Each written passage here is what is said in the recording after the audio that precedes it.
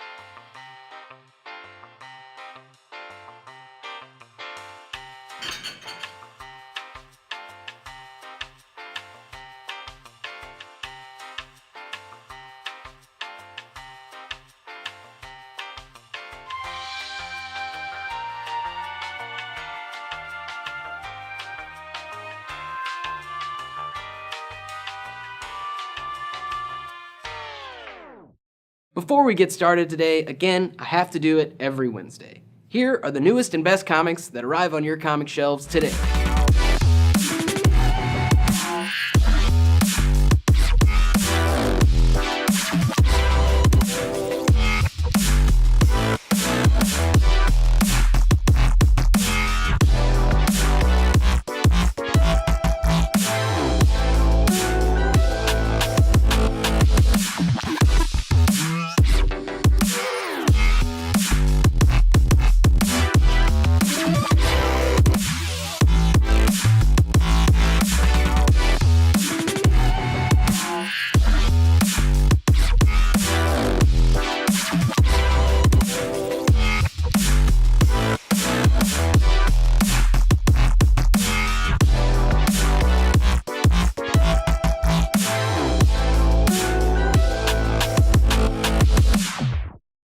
Yeah, at this point you're saying to yourself, why do you keep showing me these newest comics? I already know. Bro, I'm freaking reading them, man.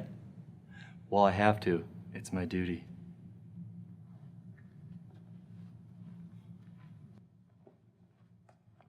Was there just somebody here? In 1974, the backbone of the Marvel Universe would unknowingly be changed forever. In the last panel of the 180th issue of The Incredible Hulk, we were shown a yellow, black, and blue beast of a creation. A clawed madman with the brute force enough to take down a Hulk. Wolverine was created by Len Wein and originally drawn by John Romita Sr., both master artists who have had their minds and pens on many characters across multiple comic universes.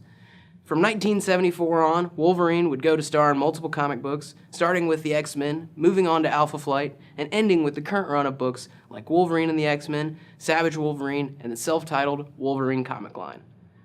In his years, he has battled thousands of mutants, had a stint as the Horseman Death, fought in both major world wars, and been on the front line of almost every major Marvel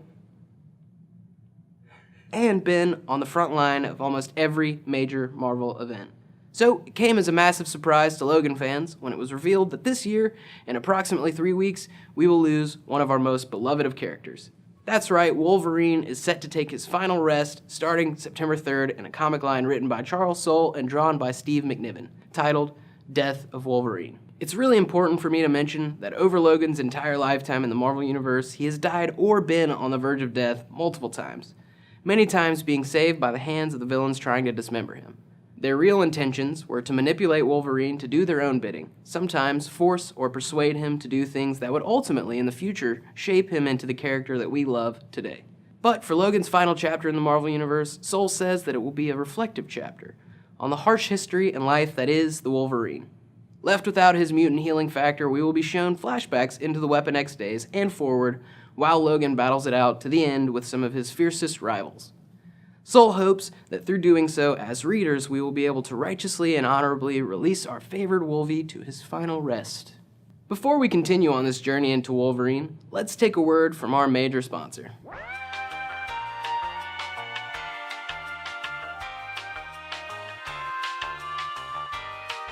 Have you ever had one of those moments in your day when you look at the things you have to do, but you just kind of decide, hey, I'm not gonna do that?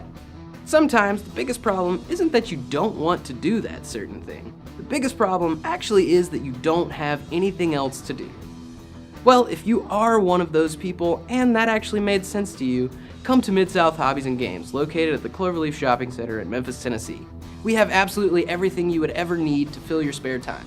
We sell a wide variety of hobby needs, anything from RC planes, cars, boats, to scale models of your favorite wartime vehicle or ship. Also, this is one of the local spots where every Wednesday you can come down and scoop up your weekly comic story and hang out with yours truly. Additionally, here at Mid-South Hobbies, tournaments and games are held for pretty much any game. Whether it be Magic the Gathering, 40K, or Star Wars, there will always be a spot for you here. So don't forget, Mid-South Hobbies and Games, located in the Cloverleaf Shopping Center at the corner of Summer and White Station. See you there.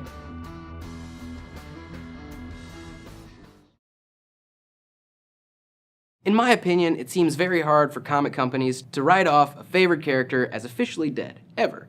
So I think that we will continue to see Wolverine stories, perhaps as retrospectives. Not too long ago, they killed off Peter Parker, and it really didn't take too long for them to bring him back. So, although it has been adamantly stated that once Wolvie is dead, he is actually dead, I'm willing to bet large sums of money that we will see him again in some shape or form.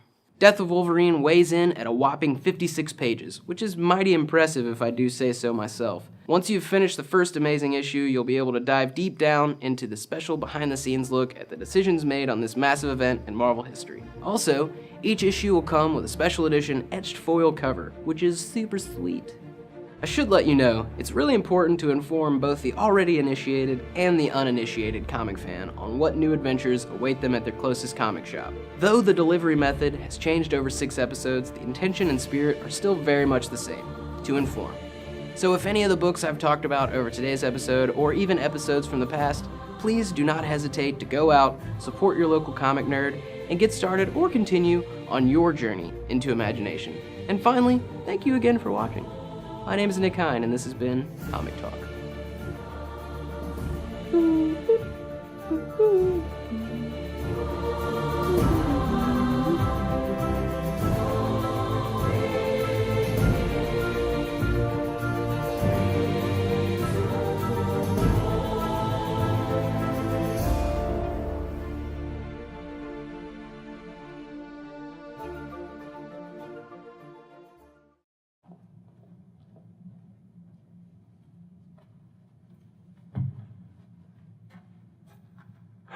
The teleprompter's not on. Man, that cricket's distracting me.